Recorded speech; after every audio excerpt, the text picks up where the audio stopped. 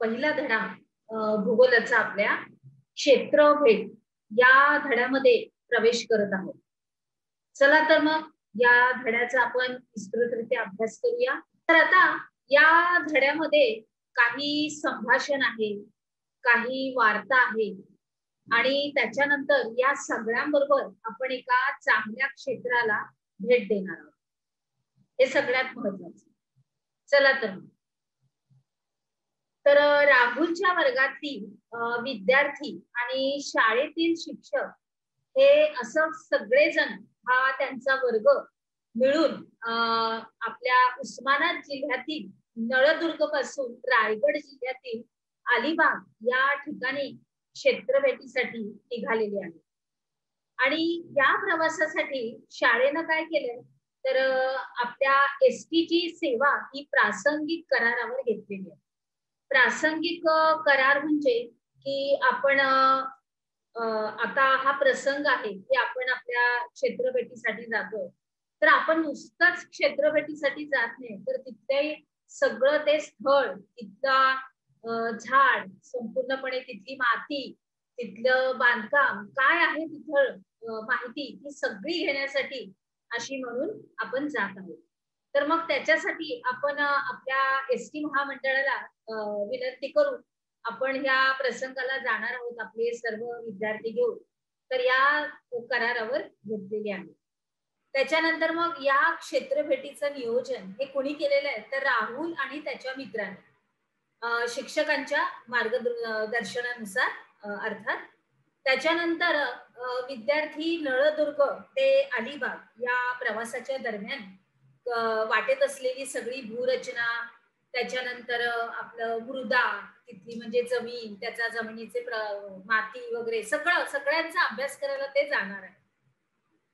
आणि सोबत सहलही होणार आहे. वनस्पती कसे अनुभवतात, तसंच आजूबाजूला असणाऱ्या वस्त्या, तिथले दिसणारे काही बदल, हे वर्गातील त्यांच्या ह्या वर्गातील लोक यांची सगळी माहिती मिळवणार आहेत. तर आपण पण त्याच्याबरोबर जाऊया.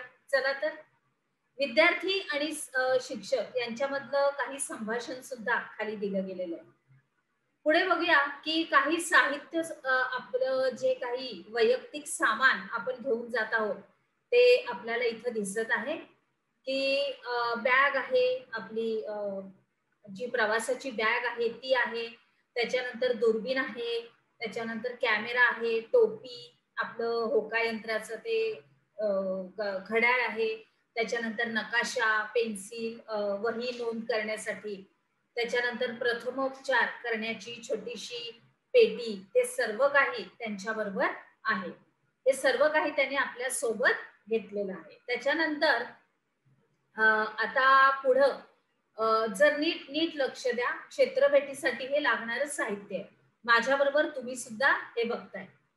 आता दिवस पहिला आणि वेळ सकाळी किती वाजताची आहे? 6 वाजता. चला तर. शिक्षिका म्हणजे आपल्या बाई बोलतायत की आता आपण नळदुर्गहून सोलापूरकडे जात आहोत. सोलापूर जवळ आपण सकाळची न्याहारी घेणार आहोत आणि पुण्याला सिंहगडाजवळ जेवण घेणार आहोत. तुम्हाला संपूर्ण प्रवासात रस्त्याच्या दोन्ही बाजूंचं निरीक्षण करून खालील मुद्द्यांच्या आधारे वहीत नोंदी करायच्या आहेत. बघा, शिक्षकाने आपल्या सर्व काही सूचना थोडक्यामध्ये सर्व विद्यार्थ्यांना सांगितलेल्या आहेत.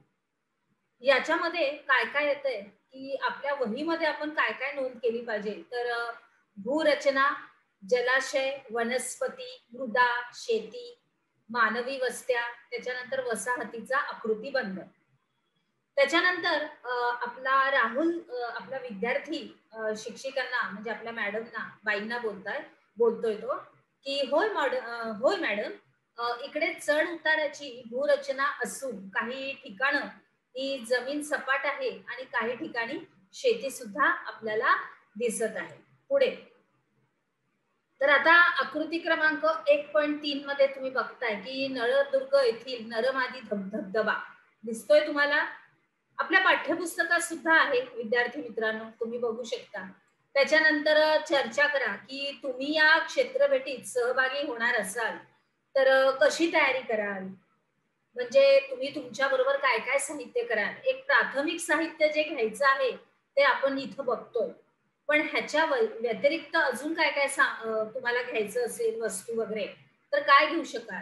समजा शिक्षकांनी क्षेत्रभेटीचं आयोजन तुम्हाला करायला सांगितलं तर तुम्ही तपशीलवार नियोजन हे कसं कराल ह्याच्यामध्ये हे दिलेलं आहे याच्या अंतर्गत. पुढे जाऊया. आता आपण बघूया की उसाचं शेत दिसतंय 1.8 मध्ये आणि 1.9 मध्ये उजनी धरणाचा जलाशय आपल्याला दिसतो. तर आता शिक्षिका त्या काय बोलतायत आपण बघूया.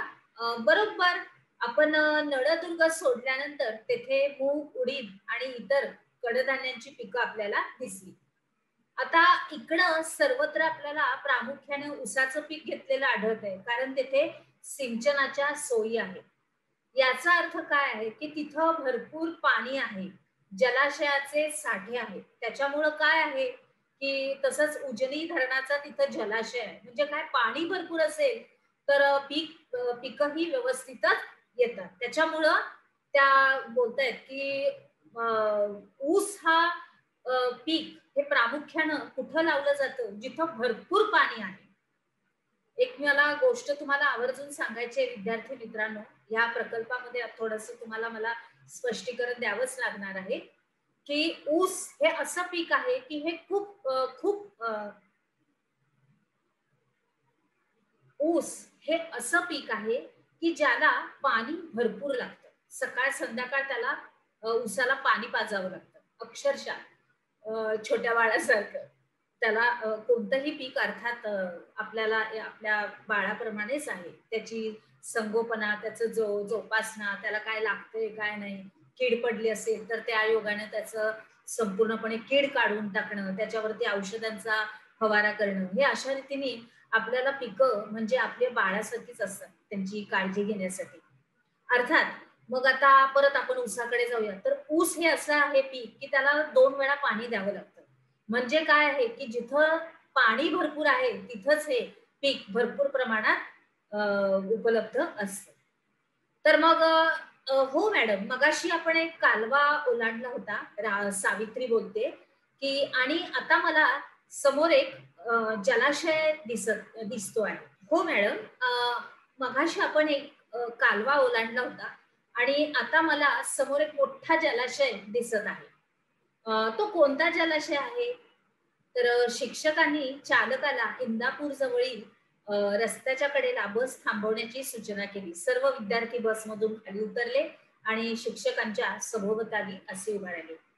बघा आता क्षेत्रभेट अशी असते की तिथं वाटेत जाताना आपल्याला काही काही ठिकाणं असं दिसतात की आपल्याला तिथं उतरून थोडीशी माहिती घ्यावी लागते, थोडंसं बघावं सगळं आढावा घ्यावा लागतो, आराखडा बघावा लागतो, नोंदी कराव्या लागतात. मग त्याच्यासाठी आपल्याला बस थांबवण्याची गरज आहे.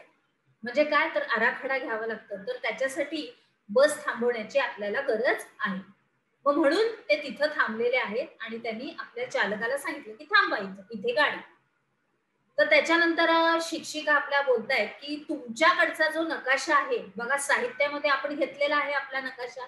तर त्या नकाशामध्ये तुम्ही अगदी लक्षपूर्वक बघितलं तर त्यात दर्शवल्याप्रमाणे आपल्या उजव्या बाजूला भीमा नदीवरील उजनी धरणाचा जलाशय दिसतोय.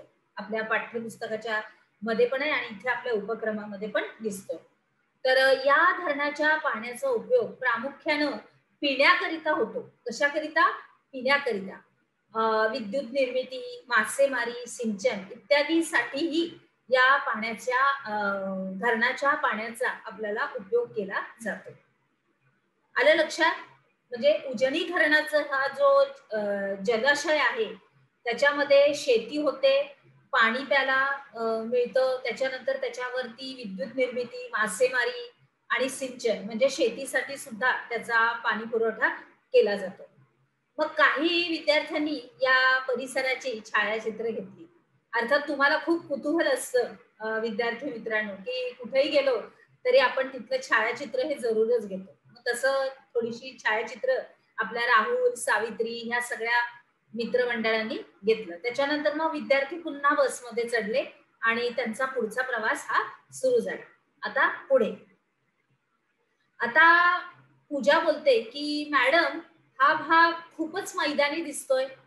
तर मग शिक्षिका बोलतात हो, आता आपण सपाट प्रदेशातून जात आहोत आणि हा कुठला कुठला आहे भाग दख्खन पठाराचा. जसे जसे आपण पश्चिमेकडे जाऊ तसे तसे आपल्याला वनस्पती भूरचनेतील आणखीन काही बदल हे पाहायला मिळतील, आपल्या शिक्षिका बोलतात. मग काही तासांच्या प्रवासानंतर गाडीने हडपसर पासून मुख्य रस्ता सोडला. म्हणजे आपली गाडी चालूच आहे एसटी आणि मग त्यांनी हडपसर पासून मुख्य रस्ता सोडून दुसऱ्या सिंहगडाच्या दिशेने ती एसटी जाऊ लागली. मग सिंहगडाच्या पायथ्याशी अनेक छोटी मोठी हॉटेल्स होती. मग तेथे पोहोचल्यावर रस्त्याच्या बाजूलाच असणाऱ्या एका मोकळ्या जागेत दुपारचं जेवण करून त्यांनी थोडी विश्रांती घेतली. म्हणजे थोडस वामकुक्षी थोडीशी शांतपणे ते बसले सगळे आणि मग थोड्या वेळाने पुन्हा निघणार आता. तर मग नजमा काय बोलते बघा की जेव्हा आपण नळदुर्गाजवळ होतो त्या परिसरामध्ये बोरी बाभळीची झाडं जास्त दिसत होती आणि इथं तर वेगळेच वृक्ष दिसत आहेत. तर शिक्षिका म्हणतात छान. नळदुर्ग ओलांडताना निम ओसाड प्रदेशात आढळणाऱ्या आता बघा शिक्षिका नजमाला बोलतायत की फार छान. नळदुर्ग ओलांडताना निम ओसाड प्रदेशात आढळणाऱ्या काटेरी वनस्पती दिसत होत्या. कोणत्या? काटेरी. म्हणजे उत्कृष्ट असं नजमाचं लक्ष निरीक्षण आहे. बरोबर. मग पुढे त्या बोलतायत की वनस्पतीच्या प्रकारामध्ये होणारा हा बदल त्या प्रदेशातील पर्जन्यमानाच्या प्रमाणातील बदलाचा सूचक आहे. म्हणजे जिथं पाऊस जास्त तिथं अर्थातच पीक पाणी हे भरपूर असतं. जिथं पाऊस जास्त असतो तिथे पीक पाणी हे भरपूर प्रमाणात असतं.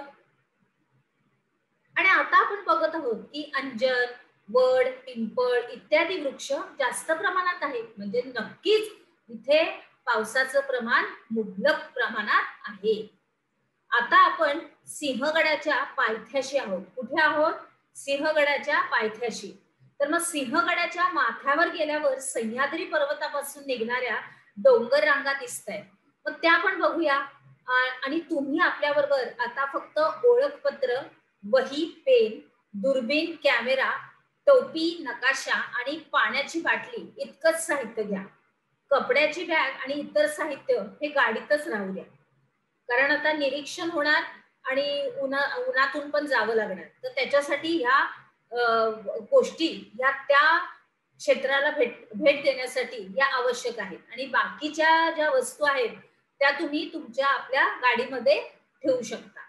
आता आलं लक्षात व्यवस्थित? अगदी बरोबर. चला पुढे.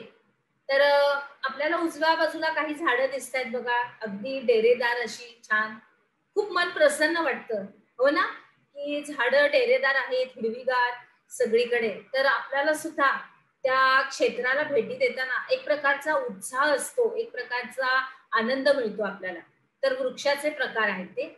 पर्जन्यमानातील फरक हा वनस्पतीवरूनच समजतो. हे विधान तुम्हाला योग्य वाटतं का?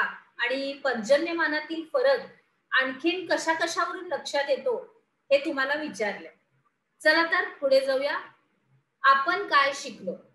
तर आता क्षेत्र भेटीसाठी जाताना तुम्ही कोणतं साहित्य घ्या आणि क्षेत्र भेटीची आवश्यकता ही आपल्याला स्पष्ट करा.